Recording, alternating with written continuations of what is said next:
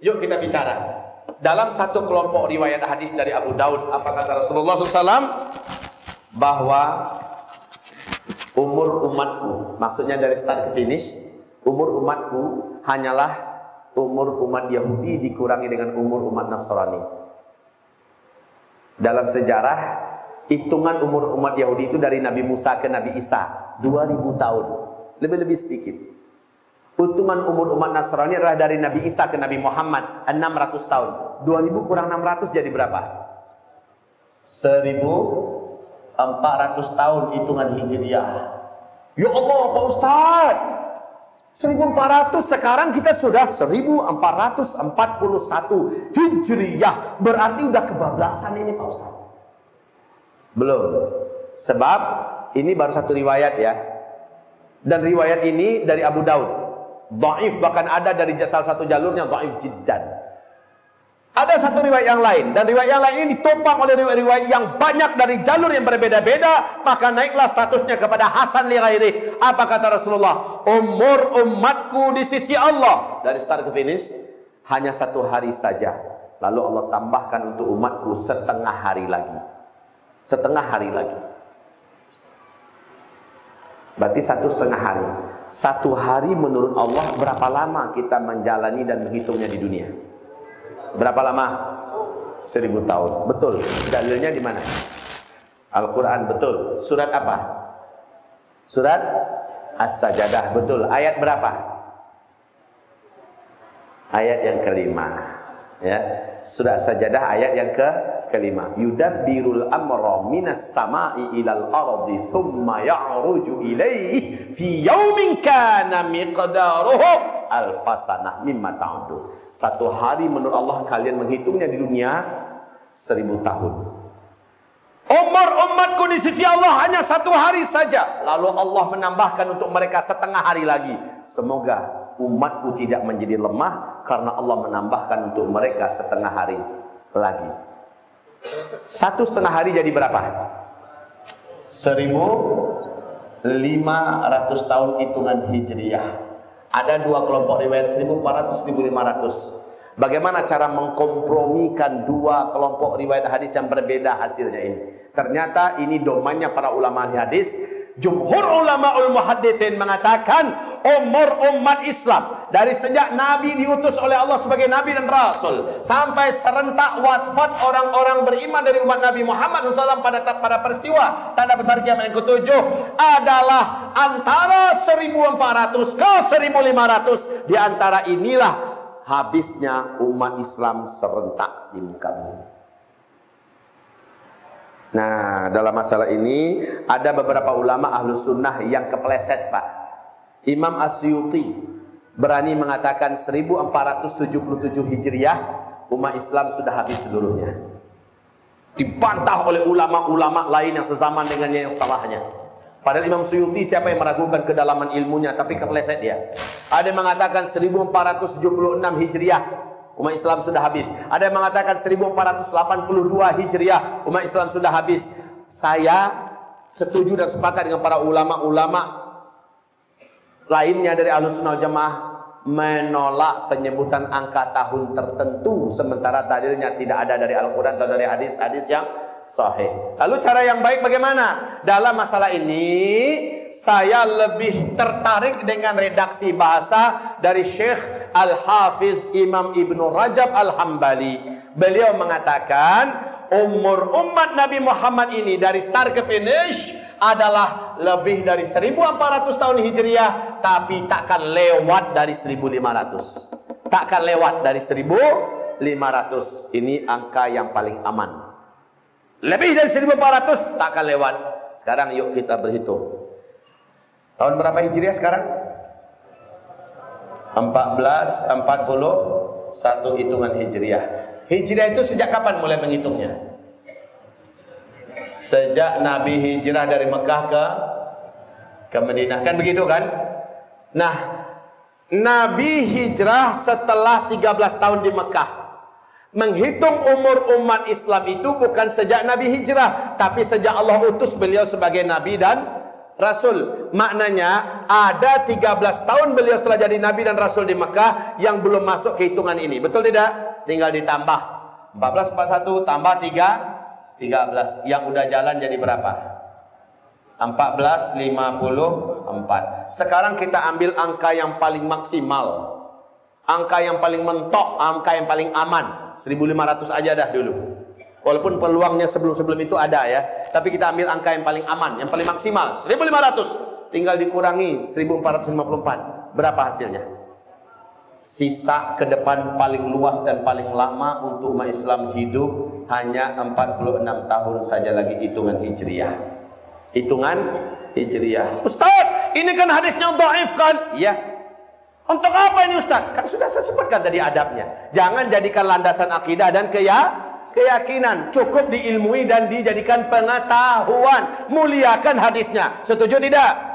Sepakat tidak? Tapi yang penting kita disuruh untuk mempelajari tanda-tanda, dan tanda-tanda inilah yang kita uraikan. Ustadz, kayaknya ini tanda-tandanya pun dipaksa-paksakan. Enggak dipaksa-paksakan. Dan mencocok-cocokkan tanda-tanda dalam hadis dengan kenyataan yang nampak, ini kerjaannya para sahabat. Kalau memang para sahabat disuruh untuk kita tiru dan kita contoh kata Allah, maka berarti kebiasaan para sahabat harus kita tiru. Mencocok-cocokkan fakta yang ada dengan hadis-hadis akhir zaman. Lagi pula, siapa sih yang bisa membantah salju turun di Arab? Tidak bisa membantah. Siapa sih yang bisa membantah Arab menjadi kaya raya dan sekarang berlomba-lomba, sekarang menjadi jahiliyah luar biasa? Betul tidak? Siapa yang bisa membantah? Nggak bisa dibantah itu Pak. Siapa yang bisa membantah Sungai Efrat mengering di Irak? Siapa yang bisa membantah kaum muslimin yang kami cinta dan kami muliakan akan apa yang saat ini terjadi di dunia Islam? Siapa yang bisa membantah bahwa kita bukan fase keempat sekarang ini? Siapa yang bisa membantah tanda-tanda Dajjal? Nah, ini tanda-tanda Dajjal. Kalau ada yang punya rezeki, selama ini kita sudah umroh ya, kita sudah haji, kita sudah umroh, kita sudah ke tanah suci bolak-balik, tapi belum pernah ke Baitul Maqdis, Masjidil Aqsa. Dekat sana ada tanda-tanda akhir zaman yang sudah terjadi. Tanda-tanda itulah Dajjal akan keluar dan sudah terjadi. Oke, hamba-hamba Allah yang kami muliakan dan kami cintai, semoga Allah memuliakan Bapak Ibu semua. Setelah mendengarkan ini, ya Allah, sudah dekat sekali. Iya, sudah dekat. Lalu apa dari Bapak Ibu? Apakah masih pantas kita memikirkan dunia untuk 7 turunan? Apakah sudah tidak saatnya Bapak Ibu fokus untuk memburu akhirat dengan menggunakan dunia yang ada? Maaf ini, dari Bapak dan Ibu, berapa orang sih yang hari ini pernah menamatkan Al-Quranul Karim dibahas dari Al-Fatihah sampai An-Nas? Sudah pernah belum? Baik kaum muslimin, ini akhir zaman. Sudahkah Bapak Ibu di akhir zaman ini mempersiapkan segala sesuatunya? Maka persiapan terbesar di akhir zaman adalah persiapan iman yang kuat, akidah yang kokoh, tauhid yang lurus, kemudian memperbanyak amal soleh. Stop amal salah. Stop amal salah. Yang masih punya istri, maka maksimalkan kemesraannya dengan istri. Mesra di atas sajadah, mesra di depan Quran, mesra di majelis-majelis ilmu, mesra menghidupkan Islam dalam rumah tangganya. Karena Bapak tak lama lagi akan berakhir, Pak. Yang laki-laki tak lama lagi akan berakhir. Maksud Ustaz gimana Ustaz? Jangan ngancam-ngancam kami lah. Bukan ngancam. Lihat, Rasulullah bersabda, di fase kelima nanti, perbandingan laki-laki dengan wanita, 1 laki-laki 50 wanita. Pada kemana kaum laki-laki? Di masa ini Rasul mengatakan para lelaki yang paling banyak meninggal dunia. Kenapa? Pada fase yang keempat, penghujung fase keempat, sangat banyak haraj, pembunuhan, pembantaian, peperangan. Dan yang menghadapi pembunuhan, pembantaian, peperangan itu rata-rata adalah laki-laki. Akan banyak laki-laki yang habis di sini. Kita Pak, yang dimaksud itu kita. Bapak laki-laki bukan? Maka berarti yang dimaksud adalah bapak-bapak, saya. Kita ini, mumpung kita masih hidup, dalam keadaan masih tenang, perbanyak amal soleh dan maksimalkan keindahan Islam dalam rumah tangga. Buat istri kita terkesan dengan kita. Setuju Bu? Saya tanya Ibu, bukan Bapak. Bu, ibu juga begitu. Ibu takkan lama lagi dengan suami-suami Ibu. Maaf ya Bu ya, bukan akan nakutin ibu-ibu loh. Istri saya ada loh bersama ibu-ibu sekarang. Ibu akan lama lagi dengan suami-suami ibu. Tak lama lagi suami-suami ibu akan digiring oleh Allah mempertahankan agama, mempertahankan nyawa, mempertahankan negara. Tak lama lagi kita semua akan digiring oleh Allah, di mana kaum lelaki yang paling banyak disyahidkan oleh Allah Subhanahu wa ta'ala. Apalagi nanti Imam Mahdi muncul. Bersama Imam Mahdi itu mematikan api fitnah peperangan dengan perang. Di tangan Al-Mahdi lah semua api peperangan berakhir di dunia, tapi dengan perang. Dan banyak yang syahid dari umat Nabi Muhammad sallallahu alaihi wasallam. Baik, semoga setelah mendengarkan nasihat dan tausiah ini, Bapak Ibu seluruhnya benar-benar berbenah-benah. Ya, apa yang saya sampaikan ini baru cuplikan-cuplikan. Rinciannya ada di Uzma Media TV Channel. Silahkan menyimak di Uzma Media TV Channel.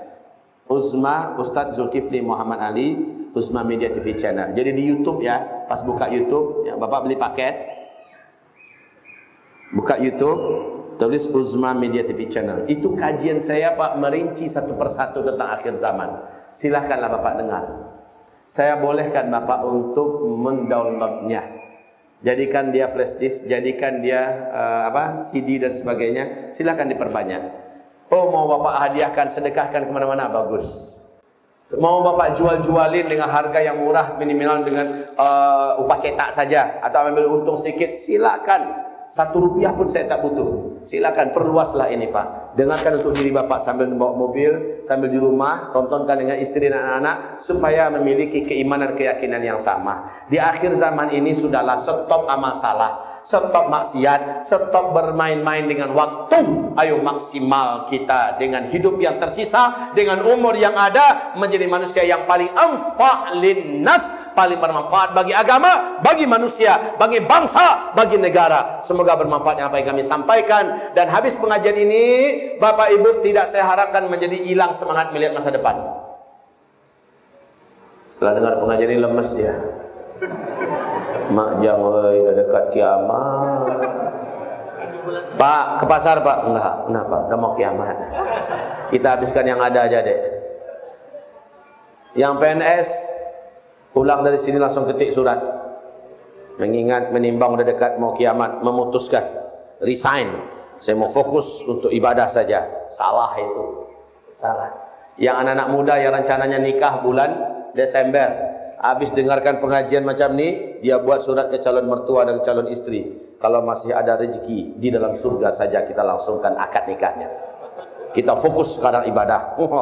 Salah, bukan begitu, bukan begitu. Tapi yang kita inginkan itu terjadi pada kita, yang terjadi kepada para sahabat yang saya bacakan dari awal tadi. Semangat untuk hidup, melihat masa depan dengan penuh gairah, ya, melihat masa depan dengan penuh gairah.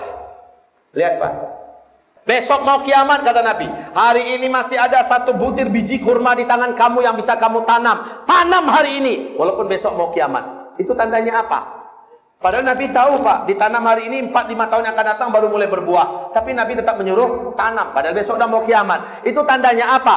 Tandanya sebesar apapun peluang bahwa berakhir segala-galanya dalam waktu dekat, tetapi hari ini masih ada hal positif yang bisa kita lakukan. Walaupun hasilnya 20-30 tahun yang akan datang, lakukan hari ini. Masalah hasil itu urusan Allah Subhanahu wa ta'ala. Begitu kesimpulannya Pak, optimis melihat masa depan.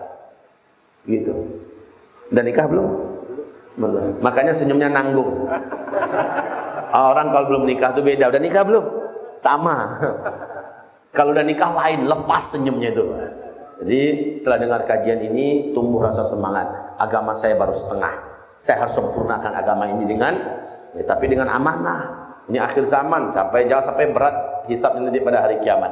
Baik, hamba-hamba Allah yang kami muliakan dan kami cintai, ambil yang positif dari pengajian ini. Yang benar hanyalah Allah dan Rasulnya, dan salah hanyalah dari diri hamba Allah ini, dari syaitan-syaitan yang terlaknat dan terkutuk. Dajjal akan memimpin mereka semua. Jadi tanda-tanda akhir zaman tentang lepasnya Dajjal, tanda-tanda itu sudah terjadi semua. Saya secara pribadi, saya sangat yakin Dajjal itu telah lepas sekarang ini. Rantai-rantai yang membelenggu kaki-kaki Dajjal dan tangan-tangan Dajjal, serta kekuatan gaib yang membelenggu kekuatan Dajjal telah dilepaskan oleh Allah sekarang ini. Dajjal hanya tinggal menunggu waktu kapan dia akan muncul ke permukaan, ke tengah-tengah kehidupan manusia. Kapan? Harus ada beberapa syarat yang terpenuhi. Di antara syaratnya adalah harus terjadi kemarau ekstrim selama 3 tahun berturut-turut. Dan 2019 sudah dimulai dengan kemarau itu. Ya. Kemudian harus disembelih seekor sapi betina berwarna merah di atas Bukit Zaitun. Ini menurut akidah orang Yahudi. Dan ternyata sapi itu telah lahir di akhir tahun 2018 di Israel. Orang Yahudi mengatakan, Robi Yahudi mengatakan, hampir 2000 tahun kami menunggu lahirnya sapi betina berwarna merah, tidak ada cacat sedikit pun dari warnanya. Dan sapi ini pas di usia 3 tahun akan disembelih di atas Bukit Zaitun. Saat itu Bukit Zaitun masih milik Palestina. Sekarang Bukit Zaitun sudah seutuhnya milik Israel, dalam artian sudah mereka jajah, ya. Dan tempat penyembelihan itu sudah mereka siapkan. Nah, kemarin saya dengan 96 orang jamaah di atas Bukit Zaitun itu memberikan ceramah, dan bahkan berbuka kami tanggal 9 Zulhijjah di atas Bukit Zaitun itu kemarin. Jadi sudah disiapkan itu, Pak. Berarti lebih kurang ada 2 tahun lebih yang akan datang, sapi itu sudah berusia pas 3 tahun untuk mereka sembelih, Pak. Dan ini berarti sapinya sudah ada. Makanya saya berani katakan bahwa kemunculan Dajjal mungkin akan terjadi di masa kita. Di tanda-tanda itu sudah ada. Nah, kalau jin-jinnya berkata dan minta tolong ketika tersiksa, Dajjal tolong kami, oh Tuhan kami yang agung, oh tolong kami, segala macamnya. Memang iya, Dajjalnya itu sudah lepas. Dan setan-setan terjahat yang dulu dipenjarakan oleh Nabi Sulaiman, oleh Dajjal telah dilepaskan menjadi calon-calon panglima perangnya. Ya. Urut-urutan tanda besar kiamat: Dukhon, Dajjal, Isa, matahari terbit sebelah barat, Dabatul Ardi, dan angin lembut. Dan yang ke-8, 9, 10. Yang ke-8 adalah penenggelaman sebelah timur. Seluruh daratan bumi sebelah timur Allah tenggelamkan masuk ke laut, yaitu Australia, New Zealand, Indonesia keseluruhannya, Malaysia, Filipina, Thailand, Korea, Vietnam, sampai kepada Cina, India, seluruh negara sampai ke Rusia, tenggelam seluruhnya masuk ke laut. Langsung menyusul tanda besar kiamat ke-9, seluruh daratan bumi sebelah barat. Maka ini adalah Brasilia, Suriname, seluruh daratan Afrika, seluruh benua Amerika, seluruh Eropa, seluruhnya tenggelam masuk dalam bumi. Nah, tersisa yang ke-10. Yang 10 adalah api dari dalam perut bumi muncul. Api dalam perut bumi muncul dari Yaman. Jadi yang tersisa nanti dari bumi adalah Timur Tengah saja lagi. Nah, ini kembali kepada nama sebelah, ini Syam, dan ini adalah Jazirah Arabia, dan ini adalah Yaman. Ini Yaman. Nanti dari Yaman ini akan muncul api raksasa setinggi-tinggi gunung dan bukit. Api ini panas dan ganas.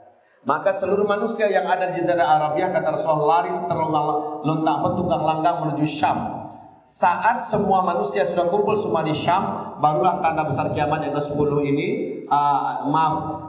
barulah Allah perintahkan malaikat Israfil tiup sangkakala bahwa kiamat dimulai. Ketika manusia sudah kumpul semua di Syam. Nah, untuk informasi, tanda besar kiamat yang ke-10 sekarang pemanasannya sudah dimulai oleh Allah.